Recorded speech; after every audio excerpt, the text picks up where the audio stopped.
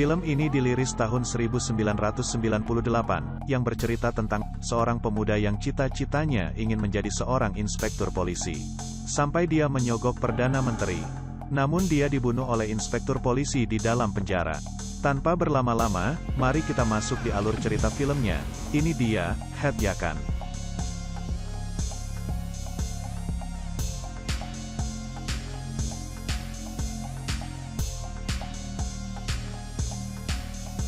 Pada awal film, kita diperlihatkan seorang pemuda yang hendak mendatangi sekumpulan pemuda yang sedang melamar pekerjaan. Di depan kantor polisi, dia menyampaikan kepada sekelompok pemuda tersebut bahwa, walaupun kita menyogok Perdana Menteri pun kita tidak akan mendapatkan pekerjaan. Akan tetapi petugas dan beberapa pemuda justru menolaknya. Dengan kesal dia menyampaikan bahwa, dirinya pernah dijanji sama Perdana Menteri untuk dipekerjakan. Namun, sampai saat ini dia belum mendapatkannya.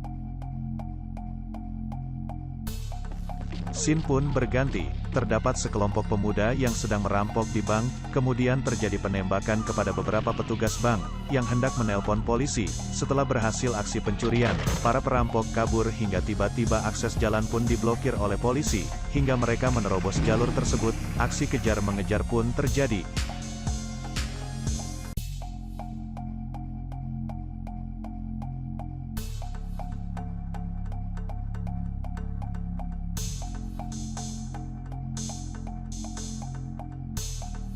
Sampai di suatu perkampungan, mereka bebas dari hadangan beberapa petugas yang sedang mengejar mereka. Secara tiba-tiba, bendera India menghadang mereka sehingga mereka berhenti. Lalu muncul si Umar yang berpakaian polisi, dan si Amir yang berpakaian preman. Mereka menghajar para perampok tersebut.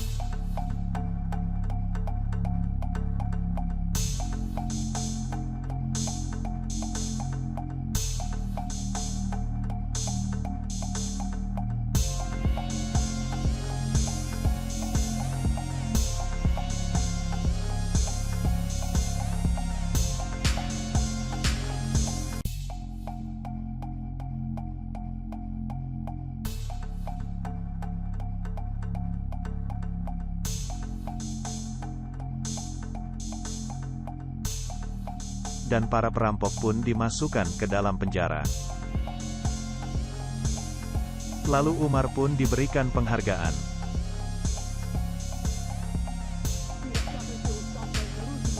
Ternyata adegan tadi hanya mimpi oleh Umar, lalu ibunya membangunkannya dari tidurnya. Ibunya hendak menjual harta untuk menyogok Perdana Menteri.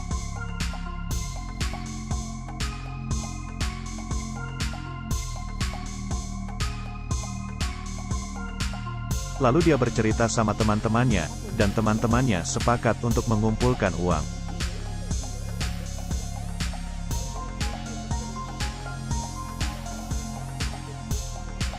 Adegan pun berganti. Terlihat seorang ibu guru yang sedang memimpin upacara.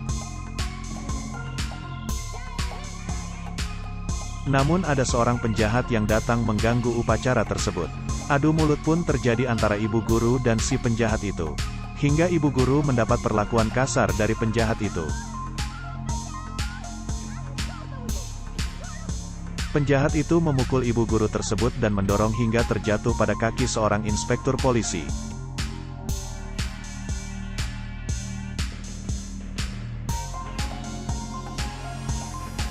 Ibu guru yang mengharapkan bantuan dari inspektur polisi itu pun tidak terjadi, karena si penjahat dan inspektur polisi itu adalah teman yang bekerja sama. Tiba-tiba Amir datang dan menolong ibu guru itu. Hingga perkelahian pun terjadi antara penjahat, inspektur polisi dan Amir. Amir menghajar si penjahat dan inspektur polisi itu hingga babak belur.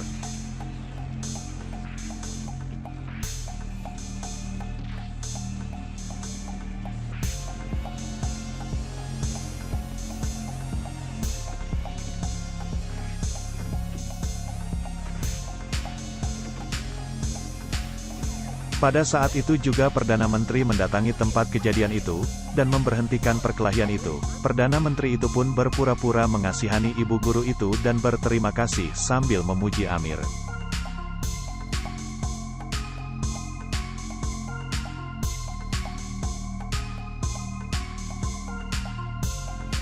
Lalu penjahat itu datang ke rumah Amir dan mengancam ibunya dan saudari perempuannya.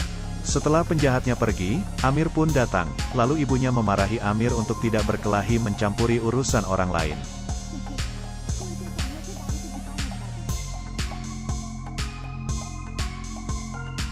Umar pergi menemui Perdana Menteri untuk menagih janjinya.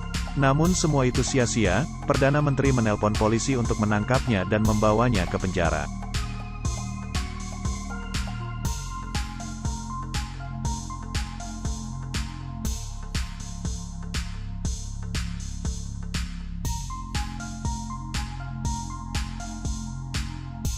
Di sana Umar ditanyai dan dipukuli sampai meninggal.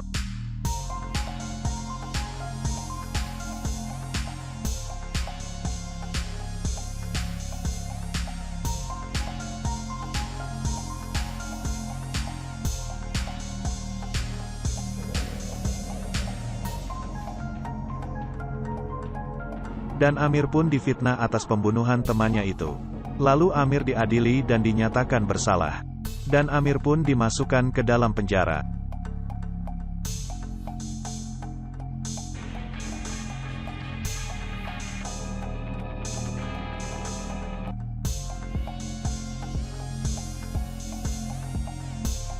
Atas peristiwa itu, ibu dan adiknya Amir dicaci dan dibully dari para tetangga-tetangganya, membuat ibu dan adiknya melakukan bunuh diri. Amir yang dipenjara mengetahui ibu dan adiknya telah meninggal bunuh diri. Kita diperlihatkan kembali Amir menerima kabar bahwa ibunya dan adiknya telah melakukan bunuh diri. Oleh sebab itu, ia dibawa oleh polisi untuk pembakaran jasad ibu dan adiknya itu. Tak lama kemudian Amir pun tak tahan amarahnya, sehingga perkelahian pun terjadi antara Amir dan polisi, dan tewas seorang inspektur polisi di tempat kejadian tersebut. Lalu Amir pun dilumpuhkan kembali oleh polisi. Kemudian dirinya dibawa ke penjara dihajar sampai babak belur oleh inspektur polisi.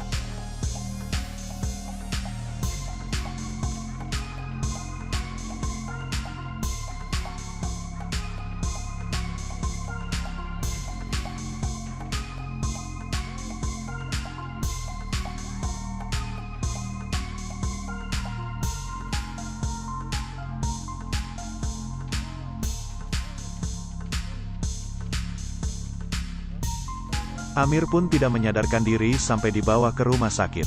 Lalu teman-temannya pun mengetahui kejadian itu, sehingga mereka menyamar menjadi dokter dan perawat di rumah sakit tersebut. Untuk berniat membawa kabur si Amir, rumah sakit itu pun dijaga ketat oleh polisi.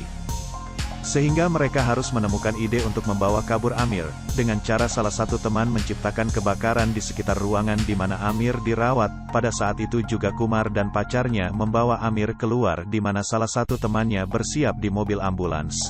Kumar tewas di tangan polisi terkena tembakan pistol oleh inspektur polisi. Lalu Kumar pun tak berdaya. Kumar pun menyuruh pacarnya dan kedua temannya untuk segera membawanya ke ambulans, sehingga aksi kejar mengejar oleh ribuan polisi terjadi. Rintangan demi rintangan dalam meloloskan Amir dilewati.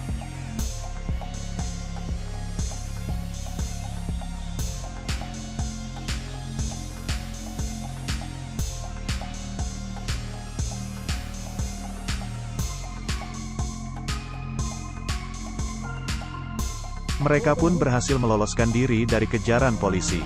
Sampailah di suatu pedesaan, lalu Amir pun terbangun dari komanya, lalu dia menanyakan kepada kedua teman dan pacarnya, bahwa di mana Kumar. Lalu mereka menjawab Kumar telah tewas. Amir pun semakin marah menambah dendamnya. Kemudian Amir melakukan pemulihan dari sakitnya, latihan fisik pun dimulai.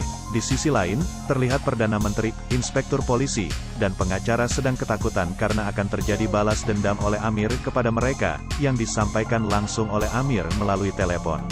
Terlihat kecemasan yang berlebihan dari pengacara itu, sehingga dia meminta bantuan kepada inspektur polisi itu untuk menjaganya, siang dan malam.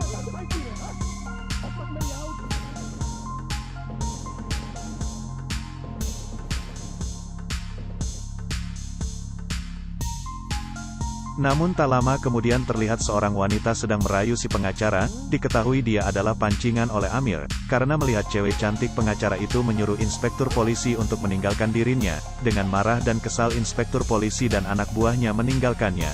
Kemudian pengacara itu pun tewas di tangan Amir, lalu digantung di depan kantor pengadilan di mana dia bertugas. Lalu rakyat India melakukan protes kepada Perdana Menteri, lalu dia menyuruh komisaris polisi untuk menangkap Amir.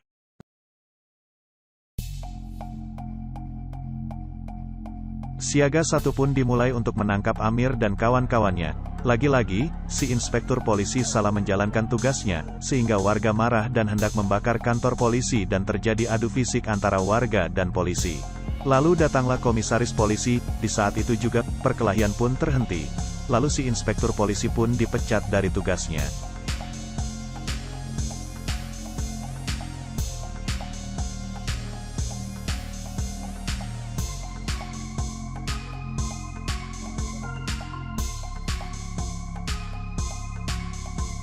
Kemudian kita diperlihatkan, mantan inspektur polisi tersebut sudah menangkap kedua teman dan pacarnya, disergap di suatu gedung kosong. Dia ingin perkosa pacar Amir itu, namun, usahanya gagal karena pacar Amir berhasil meloloskan diri keluar dari gedung. Lalu tiba-tiba mantan inspektur polisi tersebut dihadang oleh lemparan pedang yang dilakukan Amir. Kemudian Amir dan mantan inspektur polisi beradu fisik. Sementara itu juga, pacar Amir membebaskan kedua teman Amir tersebut.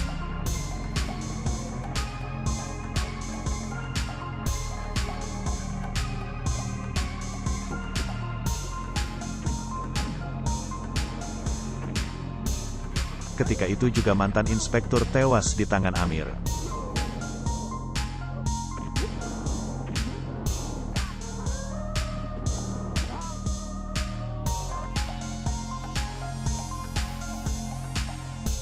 Dan sekarang musuh mereka sisa Perdana Menteri itu.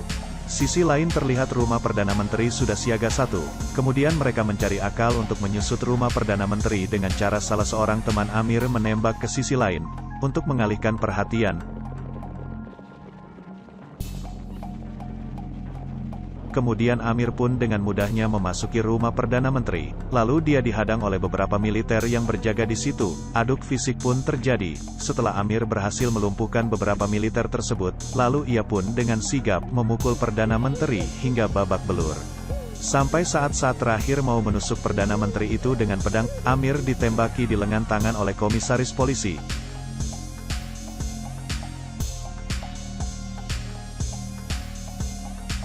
Lalu adegan pun berganti, kita diperlihatkan saat di pengadilan sedang diadili Amir. Semua rakyat India sudah tidak menerima kebijakan Perdana Menteri itu. Sampai warga yang menghadiri sidang membawa alat tajam. Kalau pengadilan masih membenarkan Perdana Menteri, maka rakyat akan membunuh Perdana Menteri itu. Lalu Amir memohon kepada komisaris polisi bahwa dirinya tidak bersalah. Keterangan dari komisaris polisi pun tidak terima oleh hakim, sehingga komisaris polisi pun berniat mengundurkan diri dengan cara melepas pistol dan topi kepada hakim. Tak lama kemudian Amir pun disalahkan oleh pengacara. Detik-detik mau divonis, diputus oleh hakim. Nampak seorang pemuda di awal film tadi bersuara, kemudian perlahan dia menuju ke depan dan memberikan kesaksian, bahwa Perdana Menteri terlalu melakukan banyak kesalahan. Dirinya pun pernah dibohongi oleh Perdana Menteri, untuk diangkat menjadi seorang polisi, namun sampai saat ini tak pernah terwujud. Dengan penuh kecewa dan marah sampai memberikan pistol yang ditinggalkan komisaris polisi tadi, memberikannya kepada Amir untuk melakukan penembakan kepada Perdana Menteri, lalu Perdana Menteri pun tewas seketika.